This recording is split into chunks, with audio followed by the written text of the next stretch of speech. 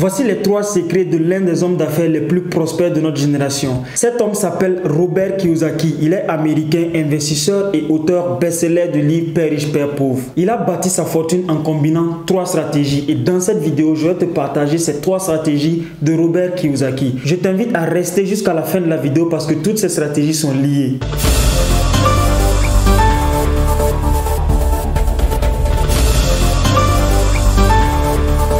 Salut et bienvenue à toi, mon nom c'est Jean de Dieu Méda.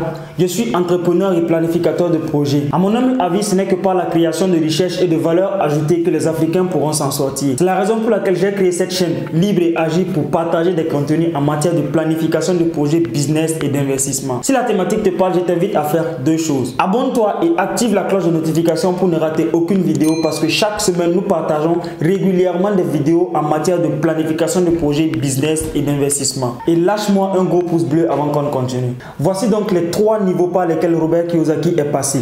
Numéro 1, la compétence personnelle. Numéro 2, le business évolutif. Numéro 3, l'investissement à rentabilité élevée. Toi aussi qui m'écoutes dans cette vidéo, tu peux passer par ces étapes pour bâtir ta fortune. Et c'est la raison pour laquelle je vais t'expliquer de A à Z comment il a procédé. Donc comme je te disais, le premier niveau c'est la compétence personnelle. Et la compétence personnelle c'est quoi? C'est toutes les compétences qu'une personne peut avoir. Ça peut être un diplôme à l'université que vous avez eu, ou bien une formation professionnelle ou peut-être une formation particulière que vous avez eu dans un domaine. Vous pouvez facilement monétiser avec ces compétences. Je prends l'exemple d'un médecin qui ouvre sa clinique pour soigner des personnes ou d'un juriste qui ouvre son cabinet pour faire la consultation juridique des entreprises. Ça peut être aussi un planificateur de projet qui ouvre son cabinet pour accompagner les personnes dans la construction de leur entreprise. Ou également un coach sportif qui décide d'accompagner les personnes chez lui-même à la maison. La difficulté avec ce niveau, c'est que lorsque vous n'êtes pas présent, lorsque vous disparaissez ou lorsque vous manquez de matériel, malheureusement vos sources de revenus se voient bloquées.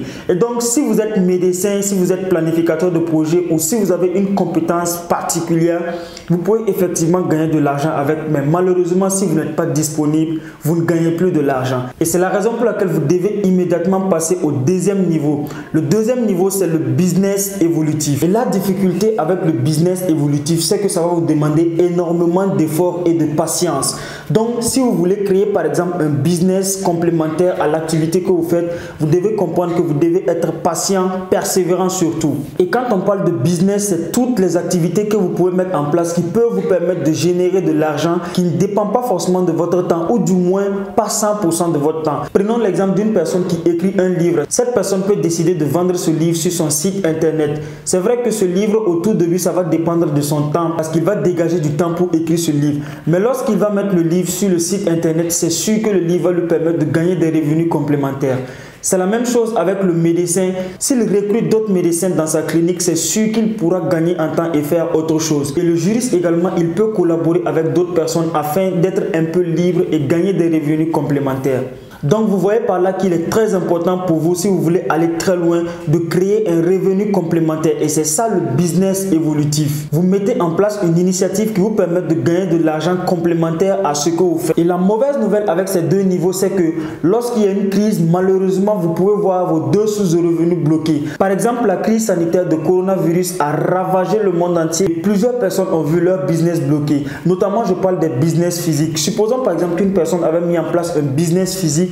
Malheureusement, à cause de la crise de coronavirus, cette personne sera amenée à fermer son business. Et étant donné qu'il faisait une activité qui dépendait de lui-même, si cette activité est bloquée, le business est bloqué, tous ces 2 sources de revenus se voient bloquées également. Et c'est donc la raison pour laquelle vous devez aller au 3e niveau. Et le 3e niveau, c'est tout simplement l'investissement à forte rentabilité. Et quand on prend ce genre d'investissement, vous devez impérativement investir dans des projets où vous savez que vous pouvez avoir un taux d'intérêt de 6 à 10%. C'est ce que Kiyosaki fait, c'est ce que tous les hommes prospères font. Malheureusement, il y a plusieurs personnes qui préfèrent aller déposer leur argent en banque alors qu'avec le taux d'inflation et le taux d'intérêt, la rentabilité n'est pas assez énorme. Et donc, vous devez impérativement investir dans des choses qui peuvent vous permettre d'avoir des taux d'intérêt de minimum 6% à 10%. Prenons l'exemple maintenant de ce coach sportif qui a une compétence personnelle, qui maîtrise le coaching sportif. Et cette personne peut effectivement ouvrir sa salle de gym.